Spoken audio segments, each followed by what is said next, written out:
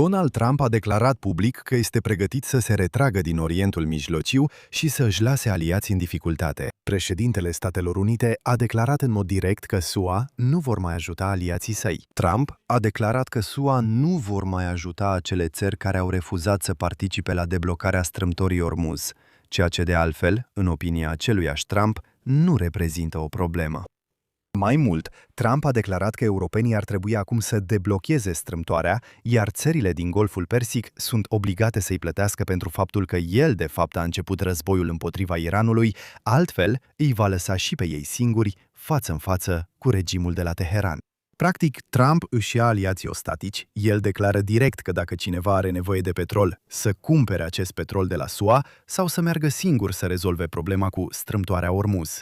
Dar merită menționat și faptul că europenii, pentru prima dată, i-au arătat colții lui Donald Trump și au început, unul câte unul, să-și închidă spațiul aerian. Iar când Casa Albă a cerut să fie trimise sisteme europene de apărare antiaeriană în Orientul Mijlociu pentru a-i ajuta pe americani, Europa a răspuns cu refuz. Mă numesc Alexei Peci. Haideți să discutăm împreună acest subiect, dar înainte să începem, această ediție vă rog să susțineți activitatea acestui canal de YouTube printr-o donație, un abonament plătit sau sponsorizare pe YouTube. Cum puteți face acest lucru? Toate linkurile și detaliile sunt în descrierea acestui videoclip.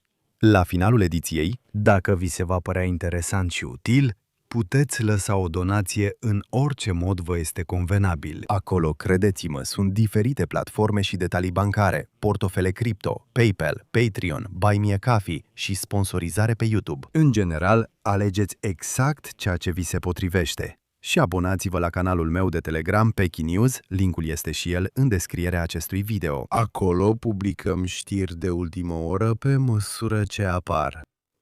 Așadar, Donald Trump a declarat astăzi public și direct că SUA nu vor mai apăra sau ajuta aliații nici prin NATO, nici în regiunea Golfului Persic. Trump a spus direct că s-a supărat pentru că nimeni nu l-a ajutat în războiul cu Iranul, așa că este gata să încheie acest război și pur și simplu să plece, trântind ușa. Iar toate celelalte probleme, spune el, să le rezolvați singuri. Marți, președintele Trump i-a criticat pe aliații europeni pentru că nu sprijină suficient SUA în războiul cu Iranul și a dat de înțeles că vor trebui să deschidă singuri strâmtoarea Ormuz. Este deja a treia oară în ultimele zile când Trump a dat de înțeles public că ar putea încheia războiul din Iran fără să redeschidă strâmtoarea Ormuz. SUA vor lăsa alte țări să se confrunte singure cu necesitatea de a rezolva o problemă economică extrem de gravă și de a restabili livrările a aproximativ o cincime din rezervele mondiale de petrol. Când marți ministrul apărării al SUA, Pete Hegseth, a fost întrebat despre declarația sa, el s-a abținut să numească redeschiderea strâmtorii Ormuz drept una dintre principalele sarcini.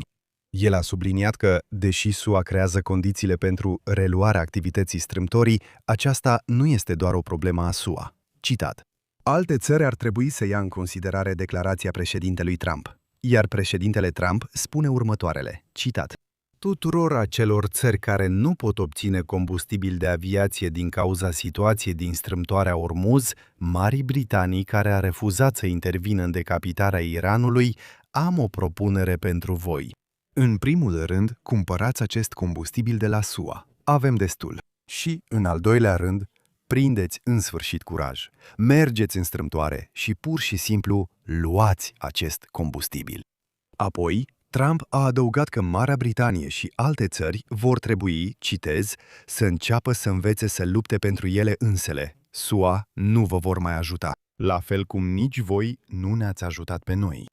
Trump a subliniat că după 4 săptămâni de atacuri ale SUA asupra Iranului, cea mai grea parte a muncii este deja făcută. Citez: mergeți și procurați-vă singuri combustibilul. Interesant este că Trump, da, iată ce spune el, nu ne-ați ajutat pe noi, nici noi nu vă vom ajuta pe voi. În primul rând, nimeni nici măcar nu a consultat europenii înainte de începerea războiului. Europenii nici măcar nu știau că aliatul lor din NATO urma să înceapă un război. Și în al doilea rând, Donald Trump. Ei bine, am pierdut numărul de câte ori a declarat public că nu are nevoie de ajutor. El spune, noi singuri, nu avem nevoie de niciun ajutor. El îi insulta, să vă reamintesc, pe britanici și spunea, Nu vă băgați aici. Când Keir Starmer a spus, bine, trimitem portavioanele noastre să-i ajutăm pe americani, Trump l-a insultat pe Starmer și a spus, vrei să te lipești de victoria noastră? Nu am nevoie de ajutorul tău, gata, ia-ți portavioanele. Acum se plânge și spune că, vai, m-au lăsat baltă, acum nici eu nu o să vă mai ajut. Ei bine, nu știu. Asta e opoziție. Ei bine, scrieți în comentarii pe cine. În al doilea mesaj, publicat la câteva minute după aceea, Trump a criticat deja Franța pentru că a interzis trecerea prin spațiul aerian francez a unui avion american care transporta muniție în Israel. Și imediat Trump a amenințat Franța că își va aminti acest lucru și că va lăsa europenii baltă atunci când vor avea nevoie de ajutor. Dar, cum se spune, nu e vorba doar de Franța. Săptămâna aceasta, Spania a declarat că refuză să permită avioanelor militare americane să folosească spațiul său aerian pentru atacuri asupra Iranului. Italia, de asemenea, a refuzat să permită avioanelor militare americane să aterizeze pe una dintre bazele sale militare, de unde urmau apoi să decoleze și să zboare spre Orientul Mijlociu. Ei bine, aici avem un episod interesant. Vă recomand, dacă nu sunteți abonat la canal, să vă abonați. În următorul episod voi povesti. Aici, italienii s-au comportat super interesant, iar americanii s-au purtat extrem de obraznic. Vă dau un spoiler. Americanii au vrut, fără niciun avertisment, pur și simplu să-și aterizeze avioanele militare. Avioane militare cu muniție în Italia, știți, acolo, să se realimenteze și să plece, fără să-i avertizeze deloc pe italieni despre asta. Dar vom analiza această situație puțin mai târziu. Marea Britanie și Franța și-au arătat disponibilitatea de a coopera în anumite aspecte, ajutând statele din Golful Persic să intercepteze dronele și rachetele iraniene. Marea Britanie permite Statelor Unite să folosească unele dintre bazele sale aeriene pentru a lansa atacuri asupra Iranului. Iar Franța și-a exprimat disponibilitatea de a conduce un grup operativ multinațional în strâmtoarea Ormuz după ce ostilitățile se vor calma. Dar nimeni, desigur, nu vrea să se implice în război. Însă, asta nu e totul. Vă amintiți, au fost zvonuri că Trump a cerut țărilor din Golful Persic bani atât pentru continuarea cât și pentru oprirea războiului. Atunci, acest lucru a fost declarat de un oficial omanez. Am avut un episod separat pe acest canal de YouTube pe această temă. Ei bine, s-a dovedit că este adevărat.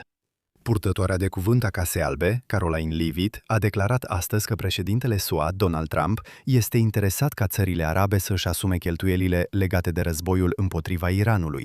În timpul briefingului, Leavitt a fost întrebată dacă țările arabe sunt pregătite să ajute Statele Unite să acopere cheltuielile pentru război.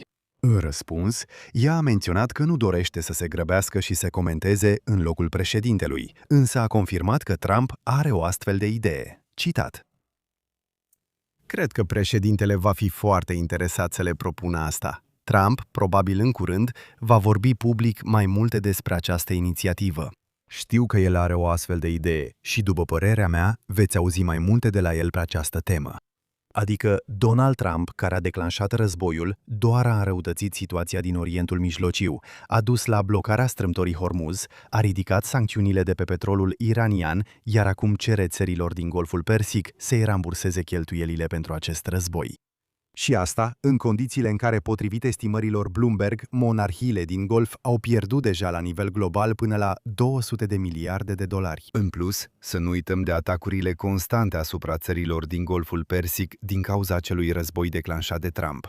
Între timp, cât timp Trump câștigă acest război cu vorbele, Corpul Gărzilor Revoluției Islamice din Iran a declarat că începând cu 1 aprilie va începe să atace obiectivele Google, Apple, Microsoft și Nvidia, precum și ale altor giganți tehnologici americani din Orientul Mijlociu.